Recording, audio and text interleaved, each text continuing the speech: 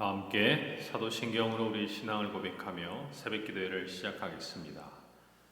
전능하사 천지를 만드신 하나님 아버지를 내가 믿사오며 그 외아들 우리 주 예수 그리스도를 믿사오니 이는 성령으로 잉태하사 동정녀 마리아에게 나시고 본디오 빌라도에게 고난을 받으사 십자가에 못 박혀 죽으시고 장사한 지 사흘 만에 죽은 자 가운데서 다시 살아나시며 하늘에 오르사 전능하신 하나님 우편에 앉아 계시다가 저리로서 산자와 죽은 자를 심판하러 오시리라. 성령을 믿사오며 거룩한 공회와 성도가 서로 교통하는 것과 죄를 사하여 주시는 것과 몸이 다시 사는 것과 영원히 사는 것을 믿사옵나이다. 아멘. 다 함께 찬송가 382장 너 근심 걱정 말아라. 찬송가 382장 너 근심 걱정 말아라. 함께 찬양합니다. 너 근심 걱정 말아라. 주 너를 지키리. 주 날개 밑에 거하라. 주 너를 지키리. 주 너를 지키리. 아무 때나 어디서나 주 너를 지키리. 늘 지켜주시리. 어려워 낙심될 때에 주 너를 지키리. 위험한 일을 당할 때 주 너를 지키리. 주 너를 지키리. 아무 때나 어디서나 주 너를 지키리. 늘 지켜주시리.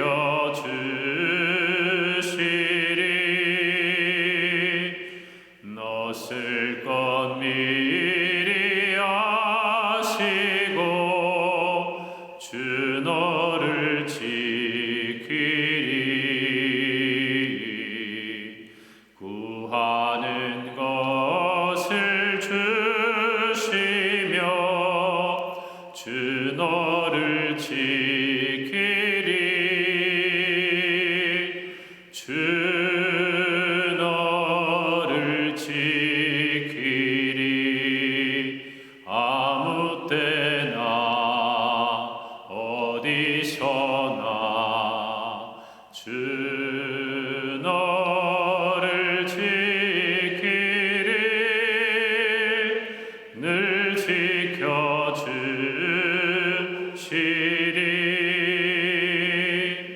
어려운 시험 당해도 주 너를 지키리. 구주의 품에 거하라. 주 너를 지키리. 주 너를 지키리. 아무 때나 어디서나 주 너를 지키리. 늘 지켜주시리.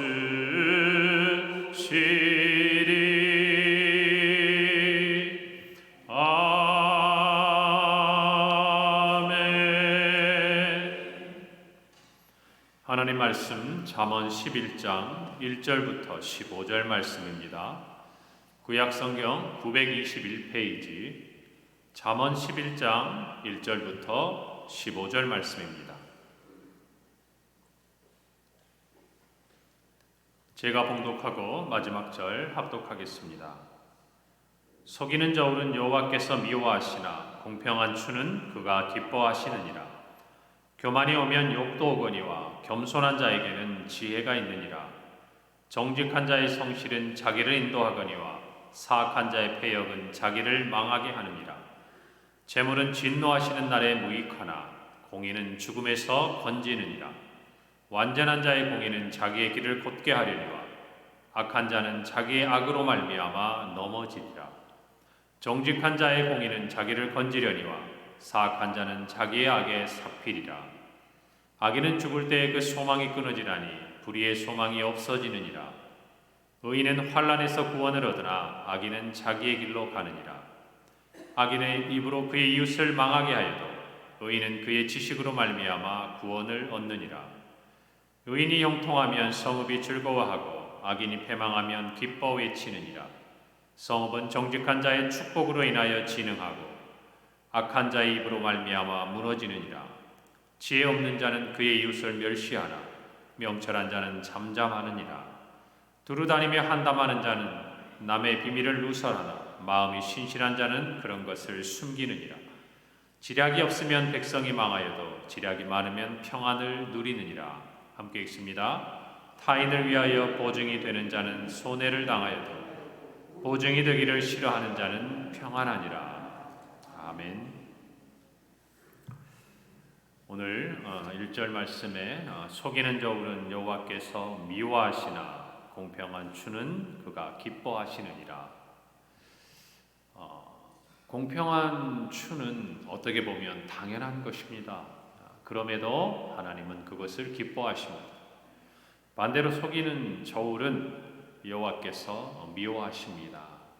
일상에서 일어나는 상거래에 관한 우리들에게 주는 말씀입니다. 여러분, 당연해 보이는 이 말은 하나님의 성품과 또 하나 우리 인간의 본성과 맞닿아 있습니다. 여러분, 장사하는 최대 이익이 뭡니까? 이윤을 많이 남기는 것이죠.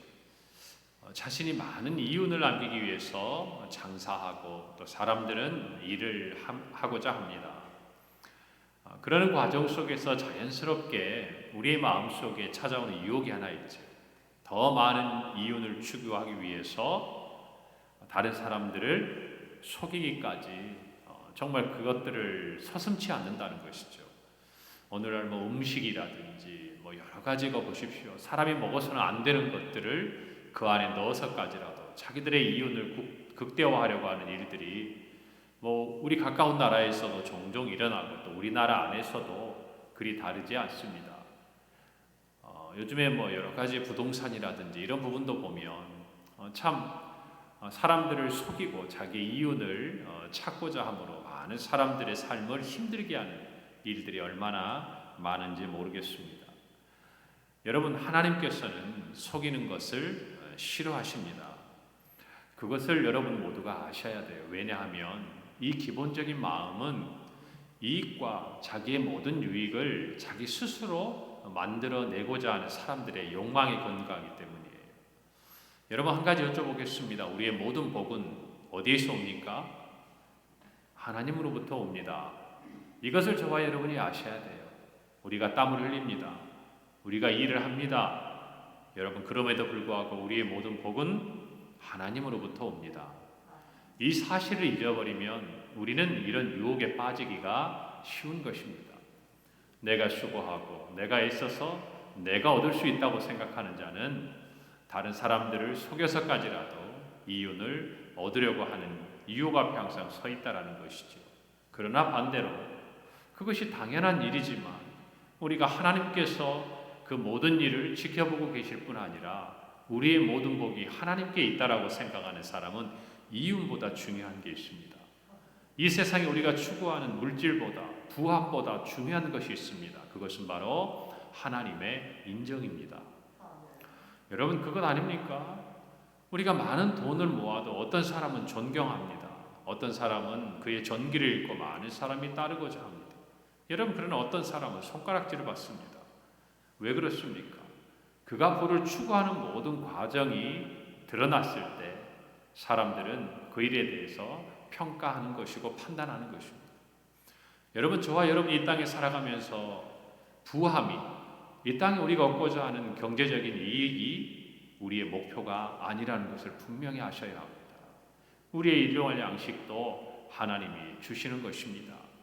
우리에게 더하여 주셔서 베풀 수 있고 나누어 줄 수 있는 삶을 누리는 것도 하나님께서 우리에게 주시는 것입니다. 우리의 모든 복이 하나님께 있다라는 것을 저와 여러분이 믿는다면, 저와 여러분은 얼마나 많은 이익을 얻을 수 있는가, 그것보다 더 중요한 것은 이것을 하나님이 기뻐하시는가, 이것에 대한 우리들의 신앙적인 결단이 있어야 한다라는 것입니다. 여러분, 그래서 예전에 우리의 선대 어르신들을 보면 주일이라든지 이럴 때 가게 문을 닫고 온전하게 주님을 섬겼던 그런 일들을 했습니다. 여러분, 그분들이라고 그 경제적인 유익이 필요하지 않았겠습니까? 그럼에도 불구하고 주일을 온전히 지키는 것, 안식일을 기억하여 거룩히 지키는 것을 하나님이 기뻐하신다고 믿었고, 또 하나는 그날의 손해라고 생각할 수 있는 것들을 하나님이 더하여 복으로 채워주실 것을 믿는 믿음의 결단이었다는 것을 저와 여러분은 기억할 겁니다. 오늘날 우리의 것은 아무것도 내려놓지 않고 우리의 어떤 노력과 우리의 삶에 대한 열매들은 하나도 포기하지 않고 하늘의 것을 누리고자 한다면 그것은 우리 자신을 한번 돌아보아야 할 것이에요. 하나님을 기쁘시게 할 만한 것이 무엇인지 시험하여 보라고 말합니다. 거기에는 우리의 경제적인 부분도 맞닿아 있는 것입니다. 정직하게 하나님이 기뻐하시는가, 하나님이 이 모든 일에 대해서 인정하시는가, 이것이 꼭 경제적인 것뿐만 아니라 우리의 삶의 모든 것도 마찬가지예요. 우리 신앙의 걸음도 어떤 것을 주님 앞에 원하고 바랄 때, 어제 우리가 함께 묵상한 말씀처럼 정말 여호와를 기뻐하는 자에게 하나님이 그 마음의 소원을 이루어 주신다고 했을 때, 우리의 마음의 소원을 간절히 바라는 것을 주님 앞에 이야기하고 기도할 때에 우리는 정말 하나님을 기뻐하고 또 하나님을 기쁘시게 하고자 하는 우리의 삶의 모습이 어떠했는가, 그것을 돌아보아야 할 줄로 믿습니다. 여러분, 우리가 속이지 않아도 하나님이 복을 주시면 됩니다. 정직한 자의 형통을 믿으시기를 바랍니다. 속이는 것으로 많은 유익을 얻는 사람을 부러워할 이유가 없습니다. 그들의 이익은 하나님이 인정하시지 않기 때문입니다. 여러분, 세상에 공짜는 없어요. 자기의 양심을 팔아서 경제적인 이익을 조금이나마 더 얻는 것입니다. 자기가 지켜야 될 소중한 가치들을 스스로 포기하고 경제적인 이득을 조금 더 취할 뿐이에요. 여러분, 저와 여러분이 지켜야 될 것, 우리가 소중한 것이 무엇인지를 꼭 기억하시고 그것들을 잃지 않기를 바랍니다. 하나님이 인정하시는 길이 복된 길입니다. 여러분, 그러므로 우리 앞에 놓여져 있는 속이는 저울, 또 공평하지 않는 추, 이 모든 시험과 유혹 앞에서 하나님을 생각하고 하나님 앞에서 행하는 저와 여러분이 되기를 간절히 바랍니다. 2절 말씀에 교만이 오면 욕도 오거니와 겸손한 자에게는 지혜가 있다 그랬습니다. 여러분, 우리의 겸손함은 지혜를 가져옵니다. 지혜로운 사람은 자기 스스로를 낮출 줄 압니다. 여러분, 우리가 살아가면서 자기 스스로를 뽐내고 자랑할 만한 것이 없음에도 불구하고 사람들 앞에서 정말 있는 채, 그리고 가진 채, 아는 채 하는 사람들이 많아요. 언젠가는 그것이 드러납니다. 여러분, 그러나 또 한 가지, 많이 가지고 있고 많은 것을 알고 있다고 해도 자기가 가지고 있는 것들을 겸손히 사람들 앞에 표현하지 않으면 어느 누구도 좋아하지 않습니다. 그 앞에서 다툴 것까지는 아닐지 몰라도 뒤돌아서서 오히려 그 사람의 많이 아는 것을, 많이 가진 것을 정말 조롱하고 오히려 인정하지 않는 것이 인간의 마음이죠. 왜 그럴까요? 우리 모든 인간의 마음에는 교만함이 자리 잡고 있기 때문이에요. 자기도 할 수만 있다면 그렇게 하고 싶어 해요. 그런데 여건이 상황이 되지 않기 때문에 그나마 절제하는 것 같아요. 제가 볼 때는. 그렇기 때문에 다른 사람이 자기 앞에서 무엇인가를 더 뽐내고 자랑하는 것에 대해서 사람의 본성은 기본적으로 좋아하지 않습니다. 더구나 피조물인 저와 여러분이 하나님 앞에서 교만한 것, 그것은 패망의 지름길이 될 뿐이에요. 여러분, 하나님 말씀 보면 잠언 18장 12절에 사람의 마음의 교만은 멸망의 선봉이요 겸손은 종귀의 앞잡이다 그랬습니다. 왜 멸망의 선봉이 됩니까? 사람이 살아가면서 언젠가는 어려움을 겪을 때가 있습니다. 곤란함을 겪을 때가 있어요. 위기 앞에 설 때가 있습니다. 여러분, 그때 교만한 자에게는 친구가 없어요. 어느 누구도 도와주지 않습니다. 오히려 발빠르게 뒤통수를 치고 그 사람의 멸망, 그 사람의 패망을 곁에 있던 사람들이 더욱 조롱하게 되는 것이 살아가는 사람들의 삶의 모습이에요. 그러나 겸손한 사람은 자기가 스스로를 낮춰도 사람들이 그를 높여줍니다. 그것을 저와 여러분이 깨달아야 합니다. 오늘 말씀에 있는 것처럼 교만한 자에게는 눈앞에서는 사람들이 칭찬을 하고 그를 인정해 줄지 몰라도 진정한 그의 마음에는 욕이 따라가는 것이, 좋지 않은 말들이, 좋지 않은 마음들이 그에게 있을 뿐이라는 것입니다. 저와 여러분도 겸손해야 합니다. 왜 그렇습니까? 우리가 겸손해야 될 이유는 딱 하나입니다. 우리가 가진 모든 것이 나에게서 온 것이 아니기 때문이에요. 하나님으로부터 온 것이라는 것을 인정하기 때문입니다. 피조물이고 하나님이 허락하시고 하나님이 은혜를 주셔서 오늘 저와 여러분이 있다라는 것을 우리 모두가 인정할 수 있다면 우리는 사람들 앞에서 교만하기 이전에 하나님 앞에서 자신을 낮출 수 있는 것이, 하나님 앞에서 겸손한 자가 사람들 앞에서 교만하다? 맞지 않는 말이죠. 하나님 앞에서의 그 겸손은 가장된 것일 가능성이 대부분입니다. 여러분, 저와 여러분도 잘 생각해야 돼요. 그것들이 하나님 앞에 통하겠습니까? 우리 마음에 진짜 있는 생각들이 드러나게 된다는 것을 아셔야 돼요. 오늘 저와 여러분이 하루를 살아가면서 우리의 말 한마디, 우리의 행동 하나가 정말 사람들 앞에서뿐만 아니라 무엇보다 보이지 않지만 우리 인생을 살펴보시고 함께 하시는 하나님 앞에서 어떤 마음으로 서 있는지를 돌아보는 하루가 되기를 간절히 바랍니다. 참 안타까운 것은 교만한 사람은 하나님도 아시고 주변의 모든 사람도 아는 자신의 모습을 자신만 몰라요. 자신만. 여러분, 그래서 우리가 이런 말씀을 들어도 솔직히 이 말씀 앞에서 자기를 비추어 보고 스스로를 낮추는 사람들이 더 낮춥니다. 교만한 사람은 자기 얘기가 아니라고 생각해요. 자기만 모릅니다. 이것이 안타까운 일이에요. 오늘 저와 여러분이 이 말씀을 들으면서 스스로가 우리 자신들을 잘 돌아볼 수 있기를 간절히 바랍니다.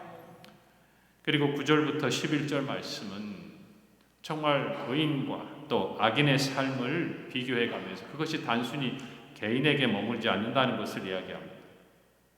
9절은 악인은 입으로 그의 이웃을 망하게 하여도 의인은 그의 지식으로 말미암아 구원을 얻느니라.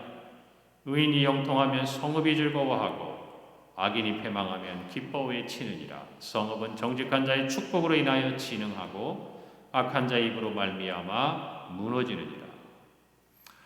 여러분, 악한 자, 또 여기에 있는 대로 정말 정직하지 못한 자, 그의 삶과 또 의인들, 또 지혜로운 자의 삶은 결국 그 혼자만의 삶으로 끝나지 않는다는 것이요. 만약 이 악인의 뒤를 따라가는 우리의 삶이 된다면 시편에 있는 1절에 있는 1편에 있는 말씀대로 우리가 악인들의 꾀를 쫓아가고 죄인들의 길에 서고 오만한 자들의 자리에 앉아 있다 보면 여러분, 우리 자신의 삶만 망하는 것이 아니라는 거예요. 우리 가까이 있는 가족으로부터 우리 주변에 있는 이웃에 이르기까지 여러분, 우리 자신의 삶은 그 누군가에게 영향을 미치게 되어 있습니다. 그것들은 누군가 보게 되고 누군가는 원하는 원치 않던 그 영향 아래 정말 놓이게 되는 일들이 우리 안에 너무나도 빈번히 일어나는 것들을 보게 되는 것입니다. 여러분, 그러니 우리가 더불어 화목할 뿐만 아니라 더불어 우리의 주변에 있는 사람들에게 선한 영향력을 미치고 빛과 소금의 역할을 감당하는 개인이 되고 또 우리 신앙의 공동체가 되기를 힘써야 하는 것입니다. 여러분, 우리가 연말이 되거나 또는 명절이 되거나 또 이 가을에 우리가 내일 가을 음악회를 준비하고 있습니다만 이 모든 것들을 통해서 우리는 어쨌든 이 지역사회에 우리 주변에 선한 영향력을 끼치기를 원합니다. 할렐루야. 그 모든 것들은 우리가 은혜를 받았다면 우리만의 것이 아니고 그것을 하나님이 전하고 베풀고 나누기를 원하신다는 것을 알기 때문이에요. 마찬가지로 좋지 않은 일들도 그와 같은 영향력을 끼치게 마련입니다. 저와 여러분이 믿음 안에서 정말 하나님의 뜻대로 정직하게 그리고 정말 의로움을 쫓아 살아야 되는 이유가 있다면 우리만을 위한 것이 아니에요. 우리 개인의 구원만을 위한 것이 아닙니다. 우리 개인의 삶의 형통만을 원한 것이 아닙니다. 우리 주변에 있는 사람들이 우리로 말미암아 복을 얻게 되는 것, 이것이 진정한 복된 사람의 삶의 모습이라는 것입니다. 여러분, 누군가가 우리를 기억할 때 참 그로 말미암아 세상이 조금이나 환해지고 밝아지고 또 그들의 삶에 있어서 좋은 일들이 경험하게 되었다라고 기억할 수 있는 삶이라면 얼마나 좋겠습니까? 그래서 여기 있는 말처럼 정말 10절에 의인이 형통하면 성읍이 즐거워하고 악인이 패망하면 기뻐 외친다. 다 기뻐하는데 의인은 정말 그가 형통함을 보면서 자신뿐만 아니라 주변에 있는 사람들이 기뻐하고 또 악인은 그가 망하는 것을 보면서 사람들이 기뻐하는 이 현실을 보면서 여러분, 진정한 복된 삶이라는 것, 정말 우리가 이 땅을 살아가면서 원하는 삶이 무엇입니까? 내가 즐거워할 때 내 주변에 많은 사람들이 함께 기뻐하고 즐거워해주고 내가 힘들고 어려울 때 나와 함께 눈물을 흘리고 위로해 줄 수 있는 사람과 살 수 있다면 여러분, 축복받은 인생이 아니겠습니까? 저와 여러분도 마찬가지. 이 땅을 살아가면서 우리 모두가 그와 같은 복을 받기를 바랍니다. 여러분, 그래서 우리가 이 세상 가운데서 선한 영향력을 끼치기 위해 애써야 하고 또 교회는 주님의 이름과 복음을 위해서 더욱 힘써야 될 줄로 믿습니다. 오늘 이 말씀을 우리가 마음에 잘 새기고 남을 의식하고 살아가라는 것이 아니라 여러분, 우리가 복 받은 자로서 우리가 세상에 알지 못하는 복을 이미 받아 누리고 있는 자로서 그 복을 나누고 전하는 인생이 되기를 간절히 바랍니다. 오늘 13절에 보니까 두루 다니며 한담하는 자는 남의 비밀을 누설하나 마음이 신실한 자는 그런 것들을 숨긴다라고 말합니다. 참 말에 대한 부분들이 지혜와 얼마나 맞닿아 있는지를 알 수가 있는 것입니다. 우리 속담에도 보면 말에 대한 이야기가 얼마나 많습니까? 어떤 사람은 말 한마디로 천냥빚을 갚기도 하지만 어떤 사람은 말 한마디 때문에 그의 인생에 큰 화를 겪기도 하는 것을 우리는 알고 있습니다. 오늘 13절에 보니까 두루 다니며 한담한다, 한가로이 이야기를 나눈다라는 우리의 어떤 뜻을 가지고 있지만 원래 이 단어의 의미는 자기의 이익을 위해서 누군가를 속이는 그런 행위가 포함된 부정적인 단어가 여기에 사용되고 있습니다. 여러분, 우리가 두루 다니면서 이런저런 이야기를 하다 보면 어제 말씀처럼 말이 많으면 실수가 있듯이 많은 우리의 말 가운데 될 수 있으면 긍정적인 언어, 살리는 언어가 우리 가운데 나오면 좋은데 우리가 온전한 사람이 아닌지라 우리의 말이 이야기를 조금만 하다 보면 부정적인 방향으로 흘러가기 마련입니다. 오늘 저와 여러분은 그런 흐름을 좀 끊어내는 사람이 되면 좋겠어요. 사람들이 만나고 교제를 할 때 세상에 대해서든 교회를 대해서든 누군가를 대해서든 그 어떤 상황에 대해서든 부정적인 말들은 내가 하지 않아도 다 압니다. 누군가 해요. 정말 이 시대에 필요한 언어들은 뭡니까? 그 자리에 진짜 필요한 말들은 어떤 말입니까? 부정적인 생각과 부정적인 말들을 긍정적인 방향으로 바꾸어내고 무엇인가 이 세상에 대해서 낙심하고 좌절하고 희망을 잃은 것 같은 사람들이 무엇인가 새로운 용기를 얻을 수 있는 방향으로 그들의 생각과 언어들을 바꿔줄 수 있는 것, 여러분 그것이 저와 여러분이 해야 할 역할이 아니겠습니까? 여러분 그렇기 때문에 좋은 일은 칭찬을 해주고 힘들고 어려운 일은 지켜주는 것이 맞는 거예요. 여러분 예수님의 아버지였던 요셉이 그의 정혼자였던 마리아가 성령으로 잉태되었습니다. 세상에 이해할 수 없는 일이 일어났습니다. 그조차도 믿을 수 없었어요. 어떻게 했습니까? 마태복음 1장 19절에 그의 남편 요셉은 의로운 사람이라 그를 드러내지 아니하고 가만히 끊고자 했다 그랬습니다. 성경은 그것을 의롭다라고 표현했습니다. 저와 여러분도 마찬가지. 누군가의 연약함이 있고 누군가의 정말 감추어 주어야 할 그런 일들이 우리 가운데 있을 때 여러분 적어도 저와 여러분이 우리의 입을 열어서 그것들을 퍼뜨리거나 전하는 사람이 되지 않기를 바랍니다. 하나님은 미워하십니다. 싫어하십니다. 분명히 아셔야 돼요. 오늘 이 말씀 우리가 분명히 깨닫고 우리 입술이 축복을 전하고 사람을 살리고 세상을 변화시키는 언어가 되기를 간절히 바랍니다. 우리 지체들의 연약함이 있다면 여러분 생각해 보세요. 만약 우리 자녀가 어떤 연약함을 가지고 있다면 여러분 그거 말하시겠습니까? 누가 알까봐 전전긍긍하고 오히려 누군가를 만나지도 않으실 거 아니에요? 마찬가지. 우리 교회 안의 지체들도 누군가가 연약함에 있고 상처가 있고 어려움에 처해 있다면 여러분 그것들을 감싸주고 지켜주고 기도해주는 저와 여러분이 되기를 간절히 바랍니다. 참으로 아끼는 사람에게는 그 말에 책임을 지는 것이, 내가 진짜 아끼는 사람에게는 그를 향한 말을 할 때 책임을 지는 거예요. 여러분 그것들을 우리 마음속에 잘 간직하고 오늘 하루를 살아가면서 오늘 주신 지혜를 따라 믿음으로 승리하는 저와 여러분이 되기를 간절히 바랍니다. 기도하겠습니다. 하나님 은혜를 감사합니다. 오늘 말씀을 통해서 하나님 앞에서 정직한 자의 형통을 우리가 믿고 우리의 모든 복이 주로 말미암은 줄 깨닫고 오늘 우리의 주어진 삶에서 하나님을 기쁘시게 하는 우리 모두가 되게 하여 주시옵소서. 예수님의 이름으로 기도합니다.